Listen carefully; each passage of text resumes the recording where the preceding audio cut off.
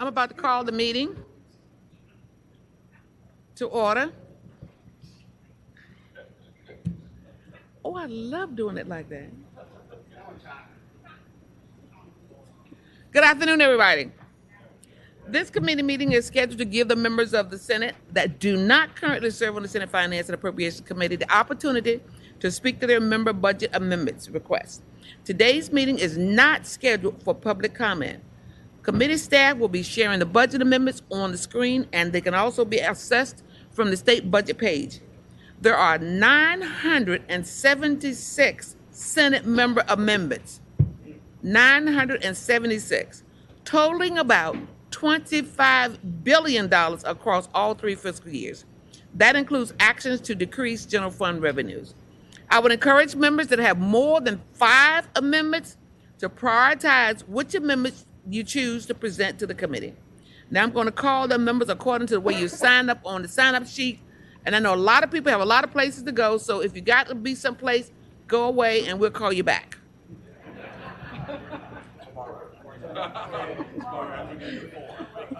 I'm going to call on Executive Director of the Senate Finance and Appropriations staff to start calling the members up to the podium.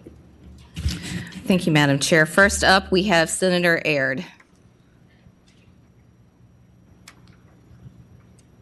And that's not according to alphabetical, it's just that you got here and signed up first.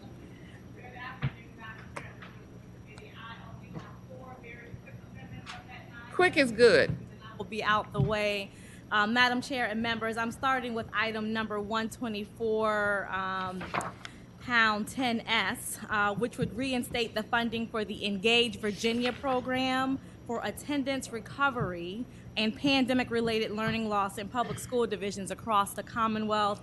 Madam Chairwoman, I've asked the committee team to pass out some additional supporting documentation related to this for your review. Again, this amendment restores funding to a highly successful attendance recovery and student support program that was unfortunately halted on December the 31st by the administration due to lack of funds. Really quickly, the Engage Virginia program was serving more than 7,200 Virginia students and their families across the Commonwealth, and more than 2,000 additional Virginia students were on the wait list to receive assistance from Engage Virginia. And Madam Chairwoman, as you can see in the handout, in recent coverage from the Richmond Times-Dispatch, they recognize Engage Virginia's work as a critical resource to helping chronic absenteeism and with improving our graduation rates.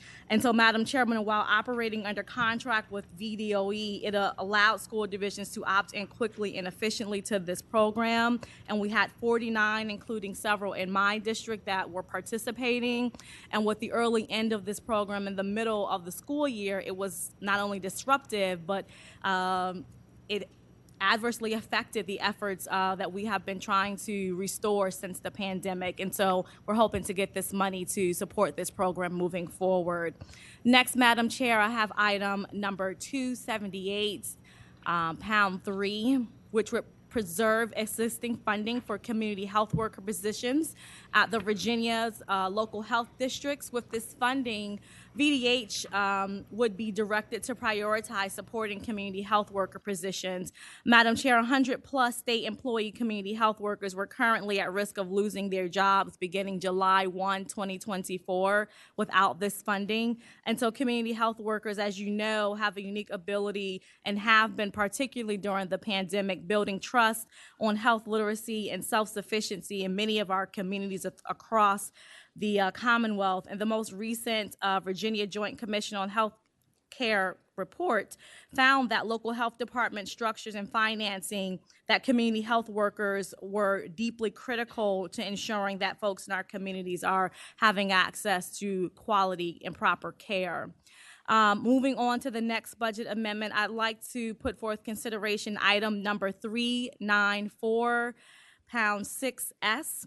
This amendment provides $500,000 general funds for the Real Life organization to sustain and expand its efforts around gun violence in Hopewell and our surrounding areas. It initiates efforts throughout the Tri-Cities, both including Hopewell, Petersburg, and Richmond. And so on December 30th, tragedy struck in Hopewell when we lost the life sadly of an 8-year-old young person. And in response, the Hopewell City Council unanimously voted for Real Life to implement group violence intervention, and they began meeting on January 5th, 2023. After 6 months of meticulous planning, their presence has been on the ground, and they have been able to move forward a significant strategy delivering the message that we care about you and we want you safe and we want you alive and free. And so we want to make sure we continue to fund this program in communities that are experiencing significant increases in gun violence and can use community intervention mechanisms. And so we're hoping to get support from that with this funding. And finally, Madam Chair, I'd like to briefly discuss item 280, pound 3S, which creates a well replacement fund for Charles City County. Madam Chair, over the last few years, citizens in Charles City County, a predominantly rural and fiscally distressed locality within my district, has been experiencing a disproportionately high number of dry wells. While the cause in this uptick remains to be determined, and our office is actively seeking out assistance from the Department of Environmental Quality to study the root cause of this, the fact remains that folks are not in a position in this community to afford the significant costs associated with well replacement, which right now is between anywhere to $20,000 to $25,000 per well. And to further complicate matters, a large section of Charles City County is on tribal land, and residents of the land are qualified for federal programs but have very little resources to apply for those dollars. And so we're hoping that this amendment could establish that fund, and it would be available to citizens in the county over the age of 67 to have to have access to getting these wells replaced. Madam Chair and members of the committee, I thank you. And we thank you, Senator Ayer. You just set the stage for how quickly we like this to go. All right, Madam Chair. Next up, Senator Durant. Good afternoon, Madam Chair, members of the committee. I will try to emulate and be as efficient as possible. First up, we have item number 102. I guess it's number 6S. And this is on the Virginia housing expansion. So in Virginia, housing is getting more and more expensive for everyone, and home buyers are being squeezed out. The average house price is exceeding $400,000 and leaving a gap for the affordability for on an average rate of almost $80,000. Renters are also getting incredibly stressed with over 47,000 households earning $75,000 and paying more than 30% of their income toward housing. The Commonwealth does have a program which supports housing affordability. A significant program that is the subject of this bill is the Virginia Housing Trust Fund. The Virginia Housing Trust Fund provides financial assistance to construction projects that produce housing at lower rental rates and sales prices, and this helps make housing affordable for low and moderate income households. However, the middle income Virginians are having a greater and greater difficulty with housing affordability. These hardworking Virginians, and including our state teachers, first responders, public safety personnel, and healthcare workers, middle income households sometimes find that they earn too much to qualify for this existing program housing, but not enough to be able to afford what's in the market. So what's missing is a funding assistance for middle income housing construction, and this bill is aimed to fill in that gap. Next up is line item 365, which is addressing the wastewater treatment. So among the key projects for Fredericksburg City's wastewater treatment plan is their improvement and expansion project. The city has enjoyed a strong partnership with the state in the design and approval of the project, as well as its funding. And the state's funding support has allowed the city to keep the proposed multi-year ratepayer increases at a reasonable rate as expected. However, the city continues to need additional state financial assistance for this project. What started in April 2022 at an estimated $105.3 million, a project is now estimated to be $206.5 million, and those escalating costs are due to inflation, supply chain challenges, higher material costs, and higher labor costs, all of which is beyond the city's control. Next up is two budget amendments that are for the University of Mary Washington. This is in the caboose bill on item 18.5. This is language amendment that the OAG and Department of General Services suggested in the fall related to the multi-use building that was authorized for acquisition last budget. And it clarifies that the university can maintain the current leases for current tenants. The university does not intend to keep these long-term, but some clarifying language is recommended until such time that the current tenant's leases run out. The second is item C-46, request $13 million in maintenance reserve funding in the first year and $10 million in the second year. These resources would be used to perform enhanced maintenance projects for Simpson Library and Farmer Hall. By increasing the university's maintenance reserve, they are able to avoid a $44 million capital renovation on the library and a $35 million capital renovation for Farmer Hall.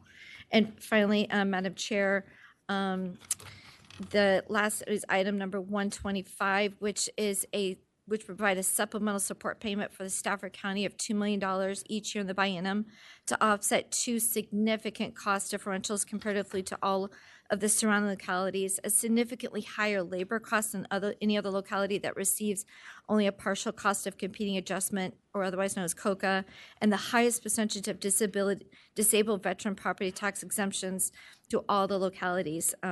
We have set a precedent, Virginia, using supplemental payments to address high labor costs for certain localities rather than expanding or extending the use of COCA. Accomack and Northampton counties receive a supplemental payment each year because of their position on the Eastern Shore and the fact that they must compete for school staff with Maryland directly to the north, where salaries are up to $20,000 higher. And if using that standard with Stafford County, this would lend it to qualify because they are in position in the southern border of Northern Virginia, and they compete with counties directly, sometimes just a few miles away into Prince William County. So I ask that for consideration for all of these. Thank you, Madam Chair. Thank you, Senator Durant. Next up, Senator Diggs. Thank you, Madam Chair and members. Come to you today with several requests. Would like to start with item 60, number 14S. This amendment is about $14 million in the first year and $17 in the second year. It's to fund over 300 law enforcement deputies in accordance with 15.21609 in the Code of Virginia that provides that each locality should be funded at a ratio of one deputy per 1,500 citizens. And it's certainly my recollection when I retired a year ago that York County alone was owed 6 deputies. And just to give you another example, I think Loudoun County was owed 40 deputies for a total of over 300, and I hope that you would consider that favorably. My next amendment is item 148, number 2S. It's funding for the Virginia Institute of Marine Science to fund a Center for Excellence in Environmental Forecasting that would make the Commonwealth the go-to place for coastal forecasting, which is so important nowadays with all of the sinking of the land and the potential for rise in tides. This research is very important. In fact, it's sought, even this kind of technology is sought by other states and other places around the world. They're turning to them to provide this, and this would have a significant impact on Virginia's coastal population, which is approximately 50% of the state's population. My next item is item 148, number 3S. Again, another funding for VIMS. This is to continue support for research on shellfish breeding, specifically oysters. There's a lot of technology that's going on with this, and this would allow them to continue their work, which has mostly been funded by grant funding that is now starting to disappear. And if we do not continue this program, Virginia's aquaculture industry could lose ground as the national leader in shellfish production. And I think last year the oyster harvest was a record, and things are really going well, and we do not need to lose any kind of ground on that whatsoever. And then lastly for VIMS, They are looking to replace and construct their marine operations administration complex down at VIMS. This would include the construction of a 12,000 square foot facility. The buildings down there are deteriorating, and as I remember, they are subject to tidal flooding, which has increased the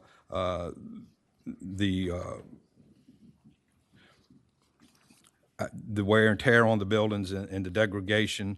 And so this would certainly replace those buildings and improve the level, which would decrease maintenance cost and allow for new opportunities for the installation of green technologies. And this project also would include some appropriations to the Marina Channel and the slip areas there to accommodate their research fleet. And my last item is item 124, number 11S.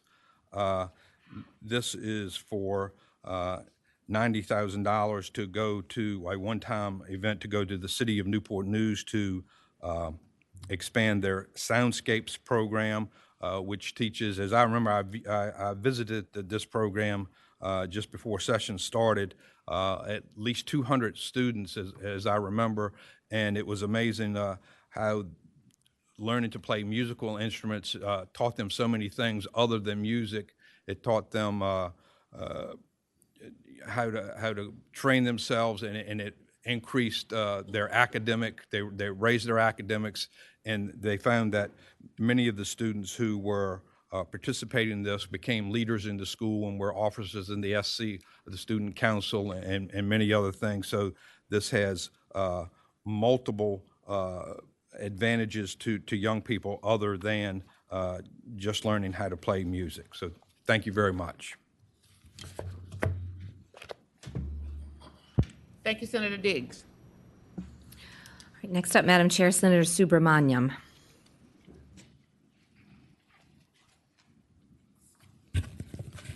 Thank you, Madam Chair. I'm just going to bring up a couple items. The first one is 296 4S, number 4S. So we have a mental health crisis in the Commonwealth, and the state's psychiatric hospitals have long had too few beds for people in crisis. And the situation's only gotten worse as even 20% of the beds that are available remain unstaffed and inoperable. So this amendment requests a one-time cost to construct an adult crisis receiving and stabilization center in Loudoun County.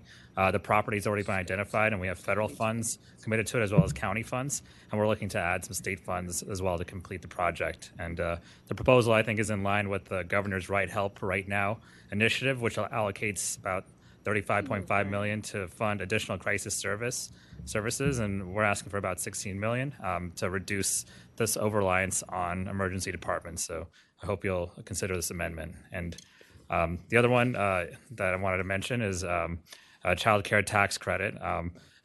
Both my wife and I work full time, and finding childcare is difficult and expensive, and it really hurts working families. And it affects about 100,000 families a year, that many are forced to stay home from work because of issues related to cost of the availability of childcare. And so I'm hearing from constituents in my district and colleagues. I propose this amendment to offer about $500 per child to cover childcare expenses. And so I hope you'll consider this amendment as well. Thank you so much. Thank you, Senator Subramanian. Madam Chair, next up, Senator Salim. Madam Chair and the committee, thank you for having me here today. The first one I want to talk about was item number 109, number 2S.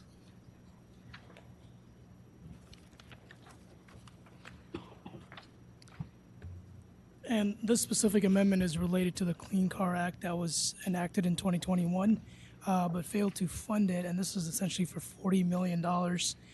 Virginia is committed to bold climate policies, including the advanced clean car standards, and the Commonwealth can help making this program that's much more successful by uplifting complementary policy solutions. While the EV tax credit is temporarily far less effective over the next few years due to the shift in domestic manufacturing, Virginia can fill that gap in making EV more affordable.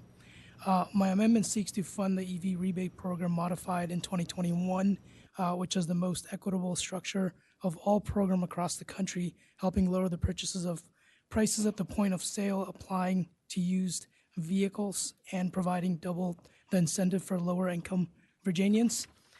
The second one I have, and this is the one where it's essentially going to bring more money in, is item number 012S.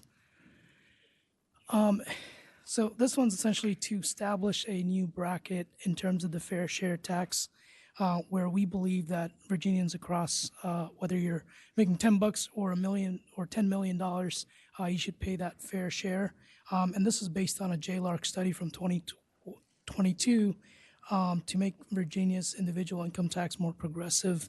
By doing this is actually going to bring in more revenue, and we lay down the explanation of where that revenue should go to. That includes housing trust, that includes public education, and other much needed things. And then my third one that we're going to go to is going to be item number 484, number 6S. This is related to a bill that I'm carrying, bill number 649, that's related to the line of duty for firefighters to ensure that the benefits that they get increases from $25,000 to $100,000. It does not need to be pre-funded into that program. The benefits do not need to be pre-funded. Rather, they simply need to be given that ability when it draws down. Just three, right? Just three. Am I correct, Madam Chair? Oh, five. The next one is actually item number 44, number 2S. My apologies. I was just trying to get a clarification.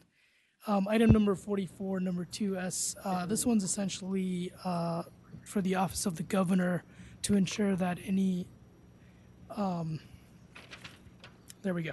The budget amendment provides language that prohibits the Commonwealth from employing or providing funds to any person who was nominated by the governor to a position requiring General Assembly confirmation and not confirmed by the General Assembly for any position within the state government.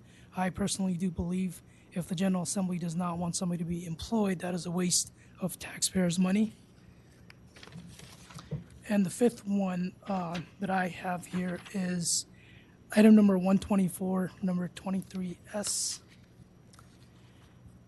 And that is related to Virginia is one of the top 10 states with the worst teacher shortage, and finding qualified teachers has become increasingly difficult. Falls Church City Public School is a small district geographically surrounded by several large districts, so qualified candidates often have multiple offers from which to choose, and remaining competitive competition is the key to keeping existing staff from leaving from a neighboring district. Student enrollment numbers for FCCPS are projected to grow year over year, which will not only require additional teachers, but will make it more important to retain existing staff. This amendment will establish an internal grow your own teacher recruitment and retention program, providing funding for FCCPS students to take courses to become teachers, allow FCCPS to develop a cohort program to provide support for FCCPS students to pursue teaching degree, providing funding for FCCPS employees who participate in an ESOL endorsed cohort at George Mason University, enhancing current teacher mentor programs, providing job shadowing opportunity and such. And that is my fifth one, and I do appreciate the chairwoman's time and the committee's time. Thank you. Thank you, Senator Salim. Madam Chair, next up is Senator Jordan. Thank you, Madam Chair, members of the committee. I'll be brief with my few small requests.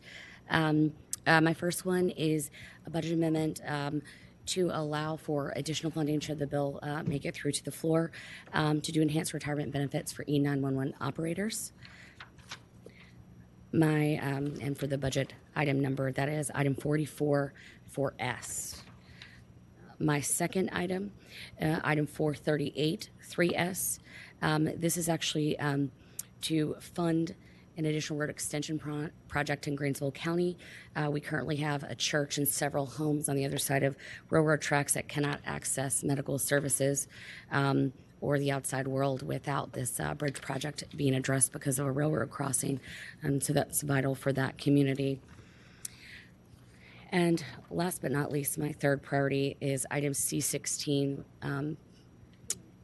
number 1S. And this amendment would provide funding to assist Paul D. Camp Community College to assist in building out their workforce trades and innovation center to add to the talent pipeline for maritime infrastructure and the logistics and warehousing communities. So those would be my top 3 priorities. And if you have any questions, let me know. Thank you, Senator Jordan. Thank you, Madam Chair. Madam Chair, next up, Senator McGuire.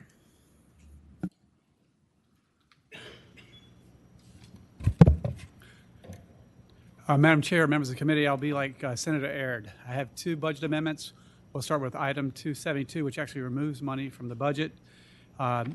This is an EMS thing. It's this language is an amendment that removes language where volunteer EMS agencies can submit ink-rolled fingerprints cards for background check to the Virginia State Police for criminal history record information and does not reflect correct practice. Also, volunteer, FAIR, and EMS agencies could submit a paper form and receive a name-only search and does not involve a national background check. Virginia State Police is only receiving check requests through Field Print, a third-party contractor. All right, next up is item number 359. And this, the state budget approved in 2022 provided state dollars for DEQ to study harmful algae blooms in both the Shenandoah River and Lake Anna. What we know was needed in the short term were dollars for treatment and mitigation to address the persistent HAB problem, harmful algae bloom. And we are grateful that the state budget approved last September included $1 million for HAB treatment and mitigation to protect residents, visitors, and users of Lake Anna. The money is being put towards proven treatment that can help ensure that the lake remains open, safe, and economically viable. It is expected to be spent by the end of the summer. Therefore, this budget amendment request is to continue the $1 million in state funding in each year for the next biennium to support harmful algae bloom treatment in Lake Anna. That's all I have. Thank you so much. Thank you, Senator McGuire. Madam Chair, next up is Senator Head.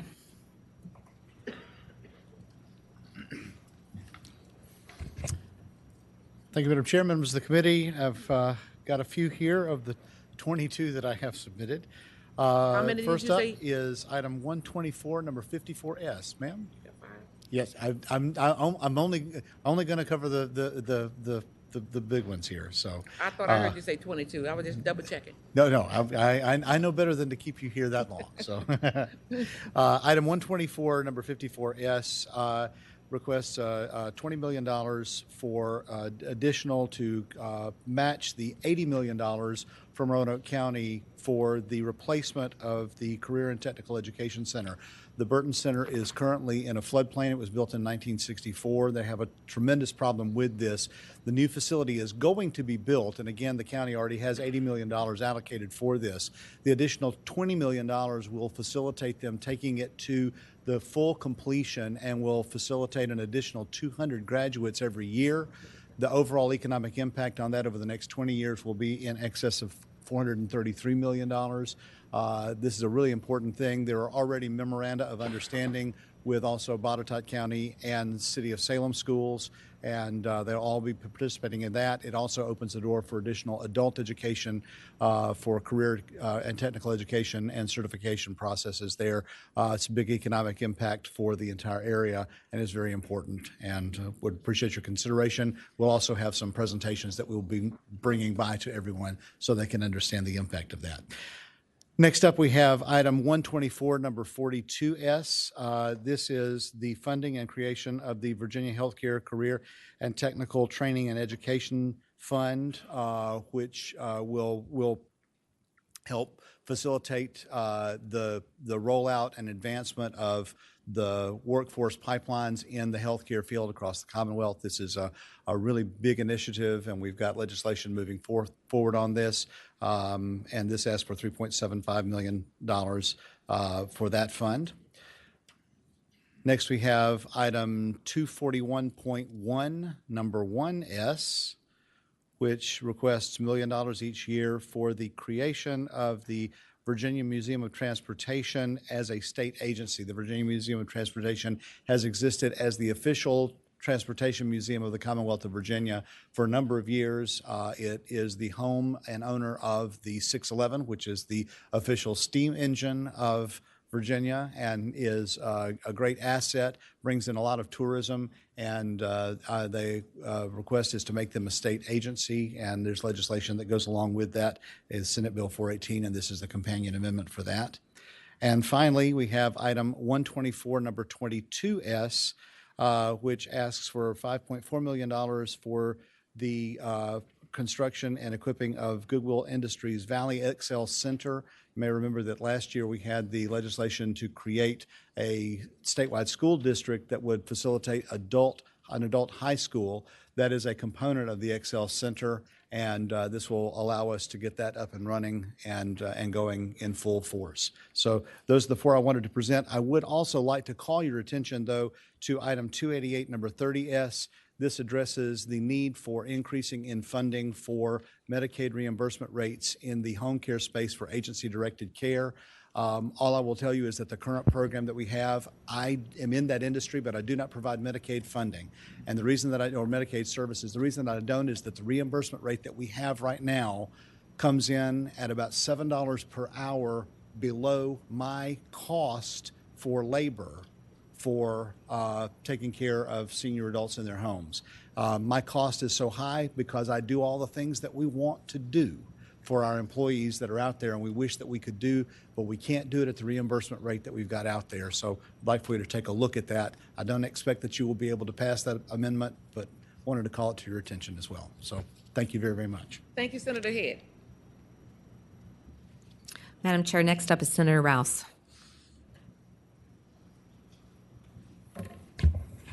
How you doing, Madam Chair, members of the committee?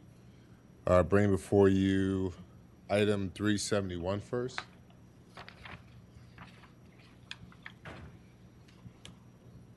Item 371, Madam Chair, this amendment provides $2 million from the general fund in the first year of the budget to the City of Virginia Beach to support the building of May 31st Memorial. As many of you know or may not know, I was a member of City Council when this tragedy took place.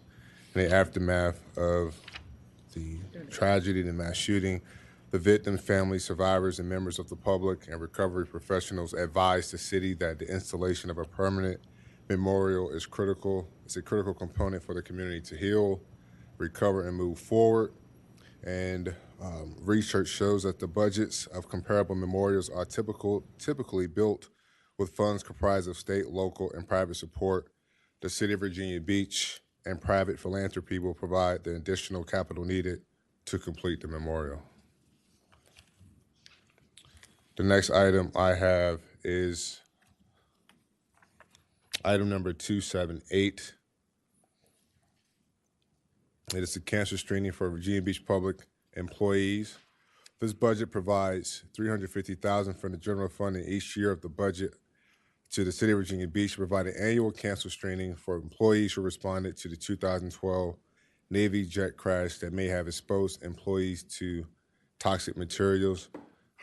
Madam Chair, in the city, we call that happened on Good Friday, so Miracle Friday. No one was harmed or killed, I should say killed in that terrible tragedy. But also members that are responded to that may have been exposed to toxic materials, and this would help to go along with cancer screenings. The next items I bring before you is SB 30 or 183. Yes, 183, sorry about that. It is the Earned Income Tax Credit budget amendment. Madam Chair, this is a proven and targeted policy that provides economic relief to families in need. And unlike the governor's proposal that increases the non-refundable EITC, this bill increases and improves the refundable credit, ensuring that our low-income friends and neighbors receive the full benefit of the earned income tax credit that our state offers. This bill will put about $330 extra in the pockets of families earning, a family of four earning $25,000 a year, Madam Chair. JLARC found that the 2022 EITC improved was extremely effective at making the state's tax code more fair. They found that adding a refundable EITC option was a key component in decreasing effective income tax rates for the bottom 20% of earners by more than 2 times over. The next one I have is budget amendment for item 124, and that is the cardiac emergency response plan by way of grant. This budget amendment requests $260,625 per year for a total of $521,250. And this is a grant. Last year, Delegate McQuinn proposed a budget amendment for a grant supporting CPR training. And during those planning, we spoke with the VDH regarding their online grant portal for local EMS training. We calculate that the total two machines per Title I schools, approximately $2 million. And this budget amendment to start the grant is for 25% of that $2 million. And the last but certainly not least, Madam Chair and members of the committee, is item 125. And this is to increase teacher salary. I know it's something that's been on all of our radars, Madam Chair, and I put this budget amendment in every year hoping to get something. And so, Madam Chair, we added it again this year and for your consideration. Thank you. Thank you, Senator Rouse. Madam Chair, next up is Senator Rome. Thank you, Madam Chair, and thank you so much to the members of the committee here. I'm going to start with item number 3-5.22, number 1. So again, that's 3. There we go. So this one basically would eliminate the data center tax incentive for Planning District 8, which is Northern Virginia. Very simply on this, the data center industry does not need taxpayer dollars to establish itself in Northern Virginia. They come to Northern Virginia because of the workforce, proximity to the federal government, and the infrastructure. They do not need a dime of our money. If you want to put more money back in the budget, this is a great opportunity to do that. Next up, by the way, I should also preface this that I'm going to only present the items that I do not have corresponding legislation to. So this will be my 5. Next up is going to be item 319, number 2S. 319, number 2S. And if you like to scroll to the bottom there. So this amendment, it provides $625,500 each year from the general fund to increase the public guardianship slot rate from $5,000 to $5,500 per slot. The requested funding reflects a $500 increase for 1,251 public guardianship slots that were available in 2023. And to kind of dovetail with that, I actually have another one here, item 319, number 3. And so this kind of complements this here. This amendment provides $380,000 each year from the general fund to expand the Virginia Public Guardian and Conservatorship Program to serve 50 additional individuals in need of, I should say on this, public guardianship services, and adds a position for policy analyst. We had included this in the House budget last year. Obviously, a lot of things happened in between. But this is for people who are incapacitated adults. These are literally the most vulnerable people we serve. And one thing that stands out about them is that their guardians actually check in on them every month. Right now, state code requires private guardians to check in on them just 3 times a year, one time in person, one in person or electronically, one in person electronically or by a designee. And so this would be very, very helpful for those folks. All right, the next one here is nice and easy because there's no money attached to it. It is item 117, number 1S, for suicide prevention in school. I first brought something along these lines back in 2018, so been wanting to do this for a long time. The amendment provides language directing the Department of Education to provide training and resources to school staff on suicide prevention based on the suicide prevention guidelines. VDOE currently has the resources and materials. This is the idea for this is to make sure that anyone who works in a school can identify the signs of suicidal ideation among students. This is a constituent service request from a now former constituent of mine named Kim, who outlived her son, and this is something that is so important to her. And I'm sure if I can indulge just for a second, the day I knocked her door and I met her, and I asked her, what's the most important issue to you? And she said, mental health immediately. And she told me about how her son died. And I told her that my dad also died of suicide and was one of the 17 to 22 veterans a day who died by suicide. And we had a 45-minute conversation right on the spot. And so this is something that's very near and dear to my heart, and I know would make a very big difference for a lot of folks. All right, and then finally, I'm so sorry for how I'm feeling here. Item number 25, number 2. So the study of data centers, this one, after having spoken to the senior senator from Prince William, Senator McPike, on this one, if JLARC has the money within their existing budget based on some savings that they had in the last year, then there won't be a need for this. We have this more or less as a placeholder. If someone from staff here would be able to just verify with JLARC whether they've got the money, then great, you can feel free to strike this. Otherwise, if we need the money, it's there for us, and want to make sure that we have this covered.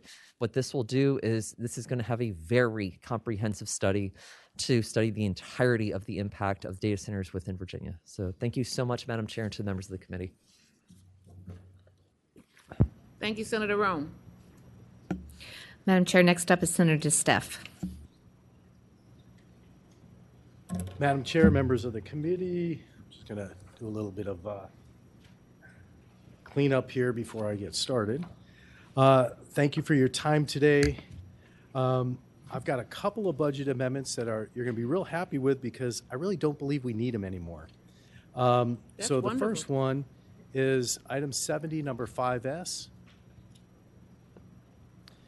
And on this one, I'm pretty certain we're not going to need this one. LIS had the wrong version of the bill, so I don't believe that one's going to be needed. The next one, item 1016S, 1016. that's language only. And what this one does, Madam Chair, members of the committee, is where we have the Business Ready Site program. On Wallops Island, we have roughly 190 acres, but there's a road going through it. So if it was contiguous, it would qualify for the program. Since it's not contiguous, it doesn't qualify for the program.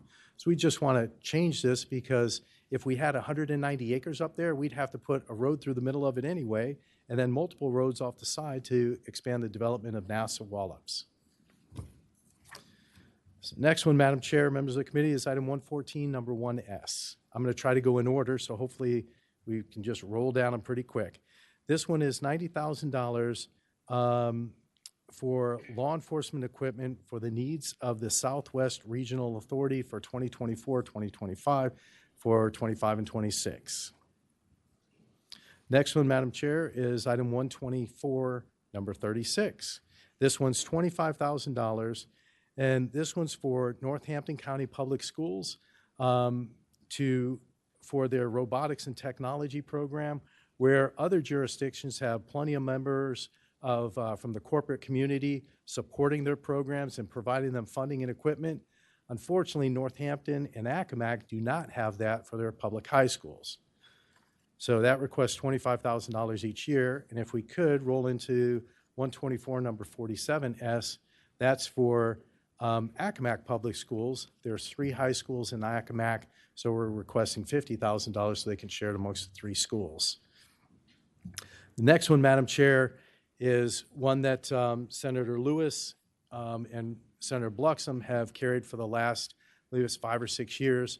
It used to be $2 million a year. We dropped it down to $1.75 million a year. We'd like to keep it at that $1.75 million.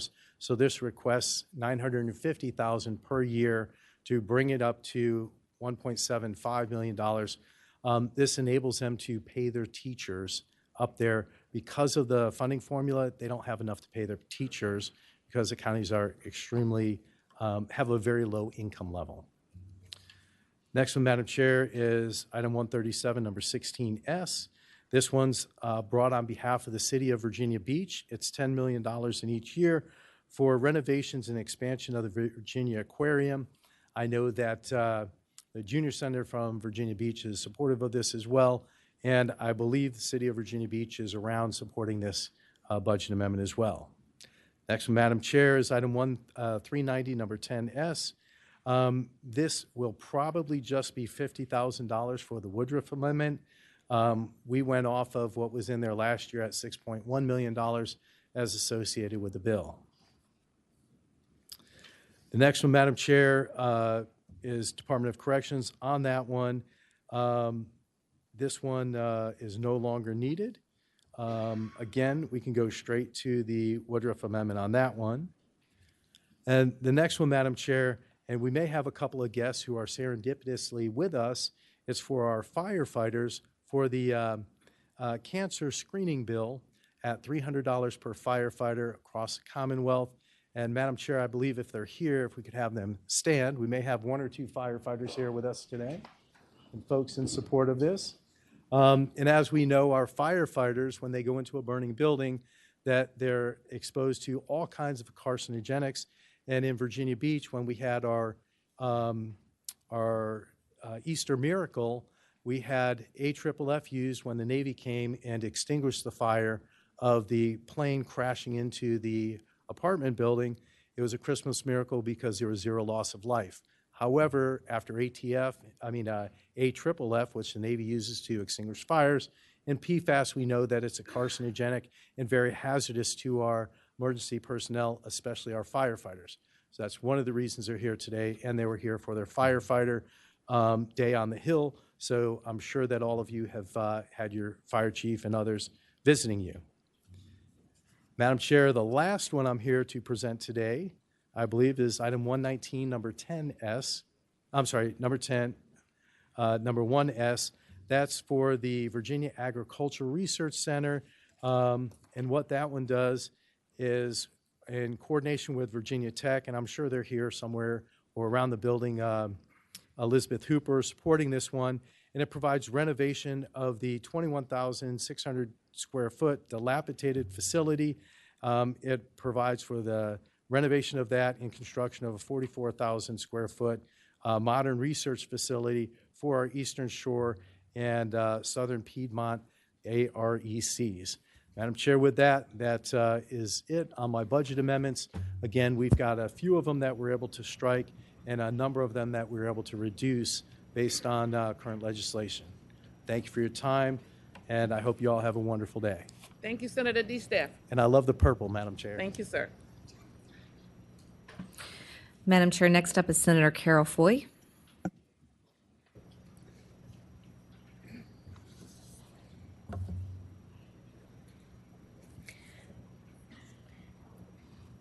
Good afternoon, Madam Chair, members of the committee. I have several budget amendments. I'll try to keep it short. Won't mention all of them, but the most important ones. The first one is the removal of the support cap, reference item 137, number 15S. The removal will require support positions to be funded based on a weighted average for positions per pupil. The funding has been capped for over a decade following a $3.7 billion shortfall in the Great Recession budget, but was never adjusted. And the cap has resulted in $331 million reduction in state education funding in 2022. Some positions limited by the cap include administrative, clerical, and operational staff. And many educators say that the cap has resulted in the loss of thousands of support staff. And so the elimination of the support cap was a near-term recommendation in the JLARC report. So the first one is to remove the support cap, and if that is not appetizing to this committee, then increase the number of funded support positions to 26 support positions per 1,000 pupils, and that is reference item 137, number 10C. 26 support positions are the number recommended by JLARC. More support staff is desperately needed amid the teacher shortage. And so we would be requesting that if possible. When there is an inadequate amount of support staff in schools, teachers and other support staff have to fill multiple positions, leading to teachers being overwhelmed, overworked, along with being underpaid. The next one is the Crisis Receiving Center funding, and that would provide local access to crisis intervention and stabilization services for adults and adolescents experiencing a behavioral health crisis who have an acute psychiatric, behavioral, or mental health care need, and provide family support.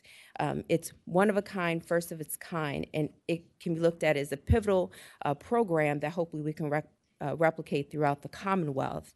But we're asking for approximately $2.4 million for funding for the Prince William County Crisis Receiving Center.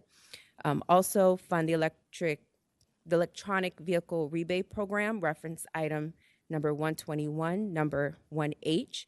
Virginia has committed to bold climate policies, including the Advanced Clean Car Standards, and the Commonwealth can help make this program more successful by uplifting this amendment. As we move into the clean, green energy future, rebates to purchase electric vehicles will assist in making EVs more affordable. And my amendment seeks to fund the EV rebate program codified in 2021, which will provide double the incentives for lower income Virginians.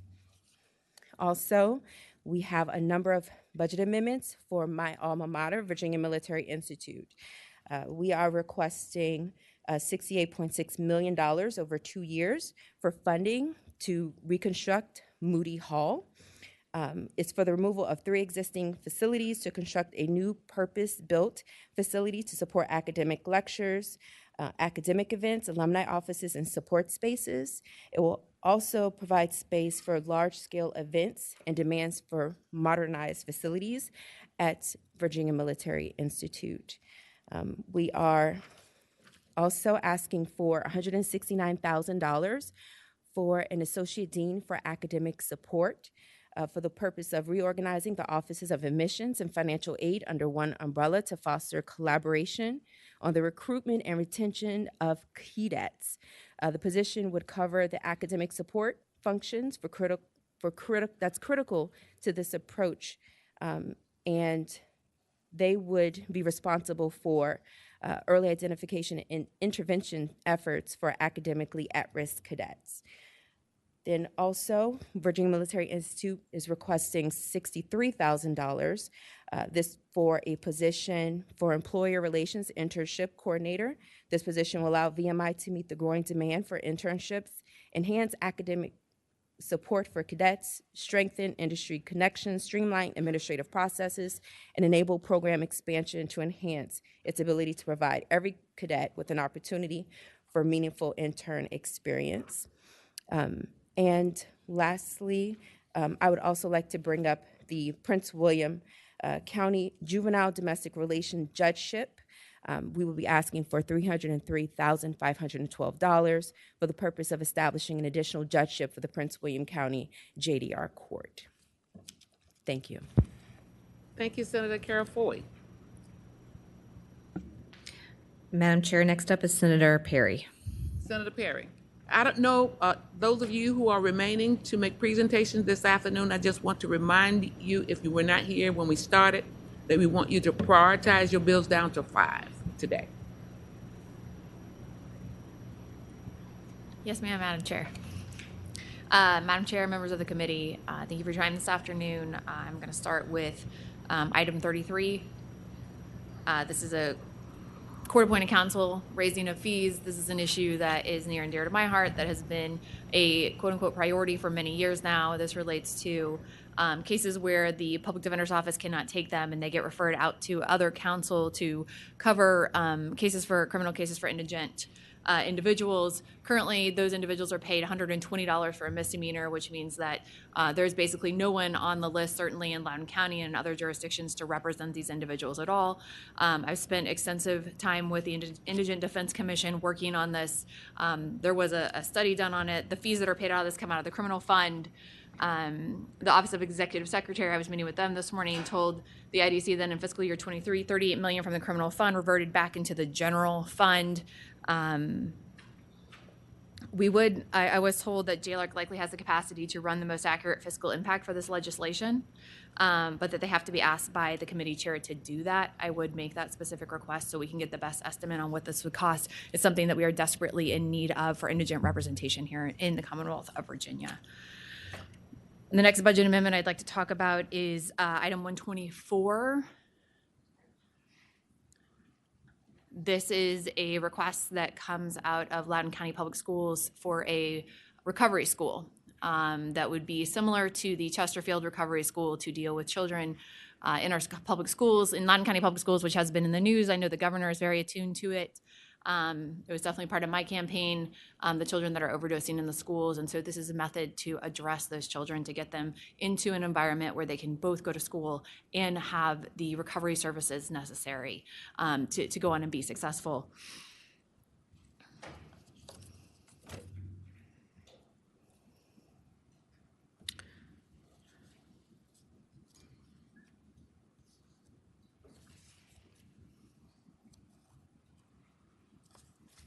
The next one would be item 34. There's a specific request for funding for a Loudoun County Juvenile and Domestic Relations Court. I'll remind the members of the committee, the Juvenile and Domestic Relations Court are the courts that hear all of the cases with our kids, who spend the most time talking to kids, talking to families. This is a position that has been already approved, but that we just need funding for. Loudoun County is, I believe, behind every other county in the number of people that we have in comparison to the number of judges that we have. At the end of the day, what that amounts to is that people do not have an opportunity to have their cases heard before the court and to have the court designate the time to those folks as they speak that might be permitted in other jurisdictions in what I consider to be some of the most serious and time-intensive cases that we should be spending a lot of time on and allow families and children to have that access. As one of the judges in my district has the plaque on her bench that says justice delayed is justice denied. So we would ask for that, that funding.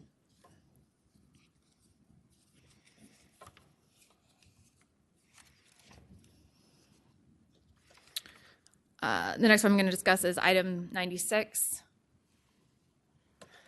This is a forest sustainability fund. The Forest Sustainability Fund was created in 2022 to reimburse localities that enroll land in forest land use taxation. This conservation program enabled localities to provide critical tax relief for the 408,000 individuals and families that own nearly 13 million acres of forest land across the Commonwealth. The 2023 budget bill passed by the Senate included $10 million for this program. My amendment simply restores that funding over to the next biennium. I think I get one more budget. Is that right, Madam Chair? The next budget amendment I would mention is item 60. This has to deal with, we have a number of bills before the legislature this year that deal with 911 operators. This is a necessity for folks across the Commonwealth to be able to call 911 and have someone respond. We are dealing with an extreme shortage of them, a number of other bills. This one addresses their pay. I'll just remind the members of the committee, these folks listen day in, day out to people in their most harrowing situations when they desperately need someone to pick up the phone and they desperately need someone. We need people who are willing to do that and do it day in and day out. So we would be asking for that funding. I do have a number of other budget bills. One that relates to the workload assessment study for to bring us up to code in the Code of Virginia with the funding of prosecutors and several other bills that deal with firearms and other offenses like that. Thank you, Madam Chair. Thank you, members of the committee. Thank you, Senator Berry. Madam Chair, next up is Senator Bagby.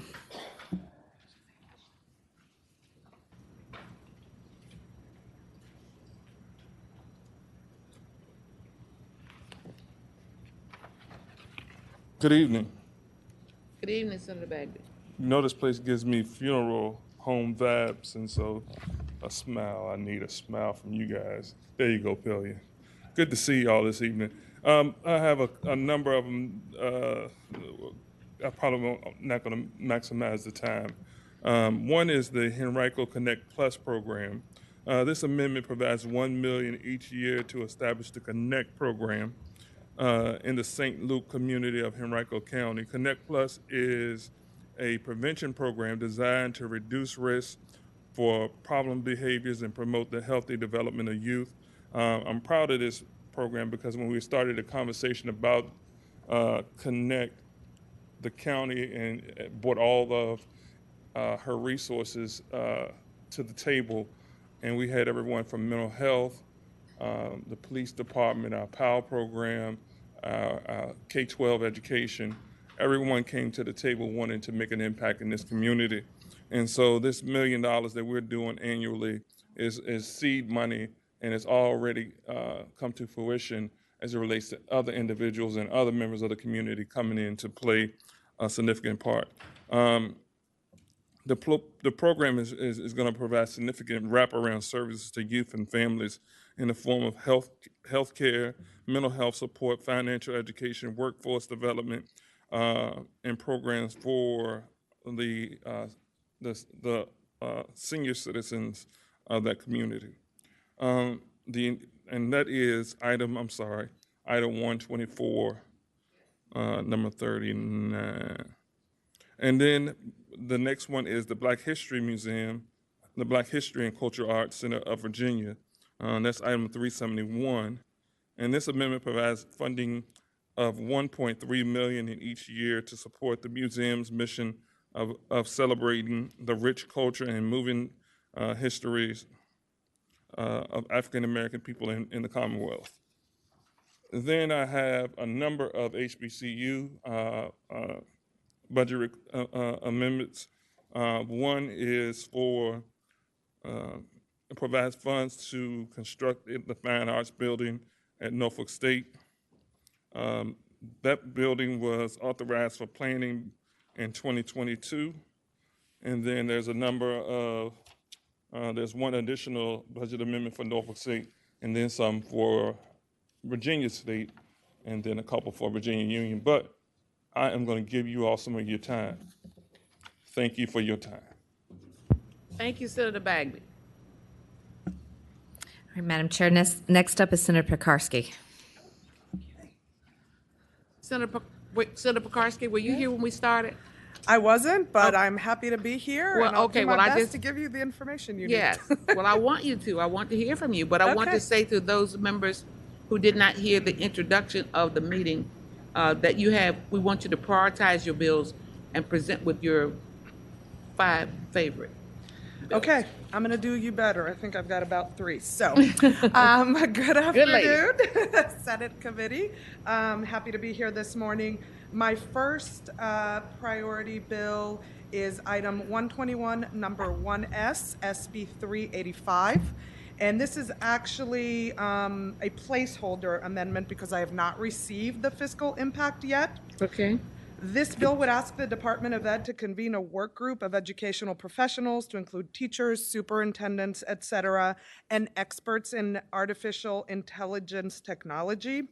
This group will study and make recommendations on guidelines for use, integration, equity considerations of AI technology and education in public elementary, secondary, and public institutions of higher ed. So that's number 1. Second one is item 6, number 1S. This amendment provides $15,000 each year to support Senate Bill 389, which would reestablish the Virginia Autism Advisory Council, and it would increase its prior membership to 25 people. And my last one actually does have 3 budget line items.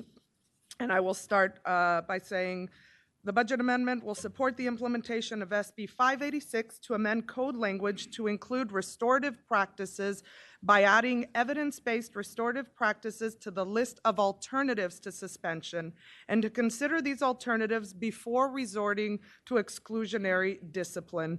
And it does have some considerations for safety issues and disciplinary infractions.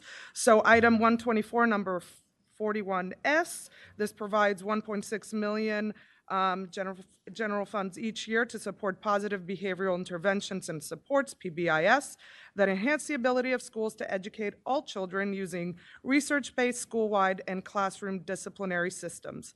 Item 124, number 43S.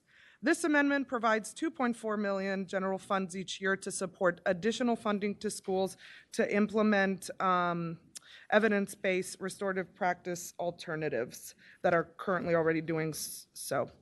Item 124, number 44S. This amendment provides an additional $3.5 million general funds each year for the Virginia Tiered Systems of Support. VTSS will use newly appropriated funds to conduct training on student behavior and classroom management with staff in schools not previously served by this program. I thank you for listening to me today, and I wish you good luck as you hear from everyone who wants your money. So, thank you. Thank you, Senator Pekarsky. Yes. Thank you. Madam Chair, next up is Senator Williams-Graves.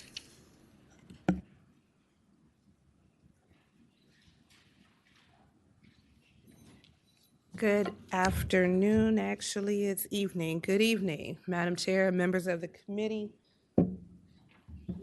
I believe you asked for these in some sort of priority, our top 5. Is that correct? Okay. The first bill budget amendment is item number 394, number 5, S's and Sam. It is through the Department of Criminal Justice Services, and it is a $1 million grant for the Norfolk Small Grassroots Initiative, which is a collective of nonprofits focused on violence prevention in the city of Norfolk. This budget amendment would give $2 million total to local grassroots nonprofits focused on violence prevention and violence intervention action, to small nonprofit organizations that are working together as a collective.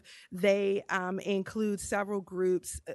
Rec League is one of them, Guns Down 757, Impact VA, My 2K Foundation, Gears, and Seniors Aging Gracefully. What we found is that programs like this do a lot of work in our community at the grassroots level, yet they don't have the large donors to be able to support them, and so oftentimes they are supporting themselves. The second budget amendment is item number 103, number 14, S's and Sam. It is a grant it is a budget amendment through the Department of Housing and Community Development. It is a $10 million ask that would come from the general fund to the city of Norfolk to support the Urban League of Hampton Roads efforts to revitalize a shopping center in the heart of the city of Norfolk known as the Village.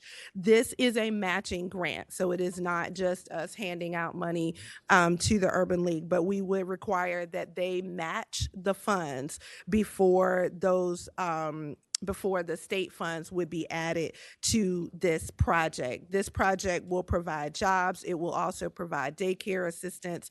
It will also provide affordable housing in an area that is currently being redeveloped in the city of Norfolk known as the St. Paul's Quadrant. And that is a multi-billion-dollar redevelopment of public housing in the city of Norfolk. The third amendment is item number 331, number 3S. It is an amendment to provide an additional $750,000 each year from the general fund to support the Virginia Cash Campaign, which is a state-supported volunteer income tax assistance program providing outreach, education, and tax preparation services for Virginians who may be eligible for both the federal and state earned income tax credit, who may need assistance in filing their annual tax returns. This organization does a lot of great work in helping low to moderate income individuals file their tax returns and get money back so that they can then, spend it within our communities. The Virginia Community Action Partnership, VCAP, works with coalitions to provide the earned income tax credit through the cash campaign. The General Assembly first appropriated $230,000 to VCAP in 2006 to provide the EITC grants to local organizations to provide free tax preparation services to low-income citizens. Current funding from the General Assembly stands at $185,725 annually. The cash campaign and ETC grant program has expanded from the time of its inception to 22 coalitions providing services to 30,000 taxpayers from only 8 coalitions where they started with 8 in 2003, serving 2,600 taxpayers. So there has not been an increase in this grant funding since 2003. Budget amendment number 4 is item 163, number 4 S's and Sam. This is a budget amendment for Norfolk State University. It is $4 million each year from the general fund to maintain Norfolk State University's Spartan Innovation Academy, including faculty and student devices, IT support, and continued development to enhance its learning experience. This budget amendment allows for a continued partnership with Norfolk State University and Apple. My final budget amendment, item number 200, number 1 S's and Sam, is for the Virginia Community College System.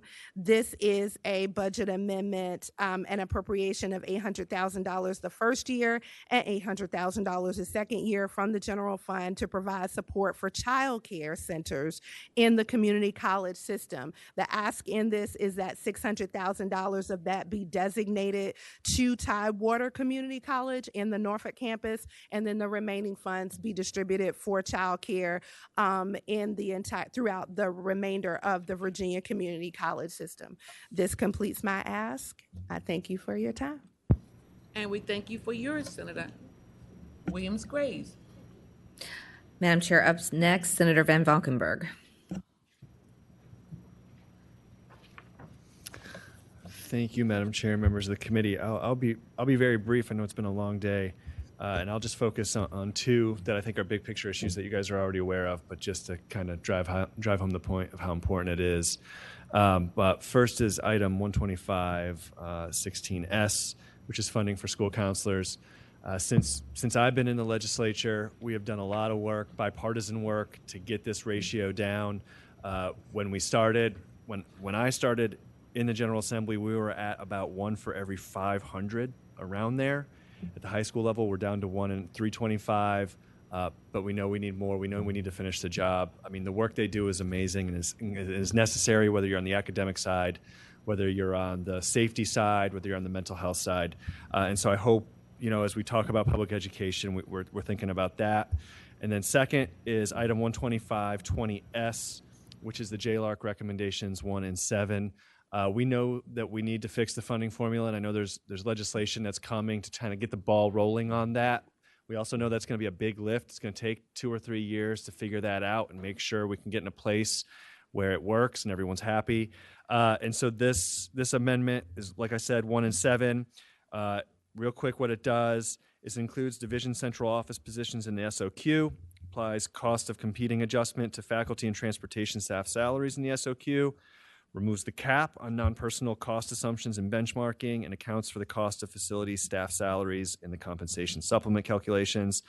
And then it also changes the local composite index to be calculated using a 3-year average over the most recently available, the 1 year, so that there's less ripples and less volatility in the system. And so as we think about where to go next, we know that in the short term, there's still some things we can do to get our schools where they need to be. And I'll just end with both of those by saying the work that we've done in the last couple of years have mattered, in the last couple of budget cycles have mattered in public education.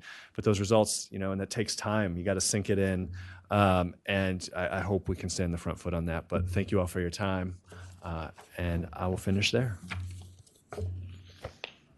Thank you, Senator Van Valkenburg. Madam Chair, next up is Senator French.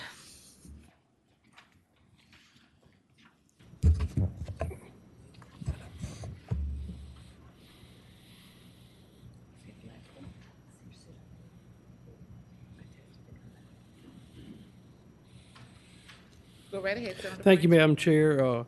I'm here this afternoon to ask for budget request on a caboose item C-52.601S. This is a request for $1.3 million for Clearmont Farm, which is located just outside of Berryville, Virginia, on Route 7. Clearmont Farm is to replace a barn that burnt in 2018. The remaining, it's the request for the remaining to necessarily to replace this barn at $1.6 million in funding for the project which is in the state treasury already. Clearmont is a 360-acre farm, working cattle and sheep farm with educational purposes in agriculture and history. Educational programming is for both school students and working farmers as a venue for the Virginia Extension Service. As I go through life, $3 million for a barn is a right good bit, but we've already, this barn burnt and we've already set aside $1.6 million, but because of escalating cost and the extra cost for a state building, they can't build this barn back. So they're not able to do the educational purposes there. So if there's any other questions, that's what I got. I think I know a little bit about that, but you have others? You have others? Nope, that's the only one. Well, thank you, Senator French. All right, you'll have a good evening. You too. Madam Chair, Senator Suderlin is the last member to sign up. We have texted him, and I believe Katie is calling him as well. I'm letting you know, waiter.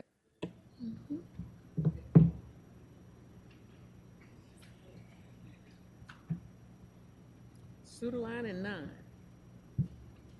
39. Otherwise, you've heard from everybody.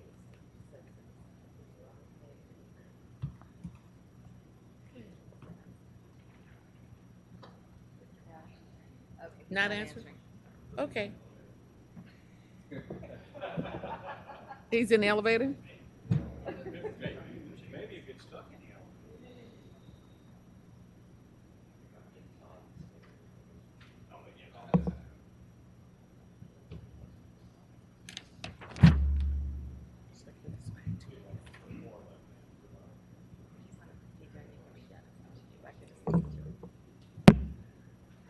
Well, I'm going to use the prerogative of the chair to say that we will have Senator Suderline make his presentation to the executive director, so there being no further business, the committee shall rise. The Senate of Virginia, Richmond, Virginia.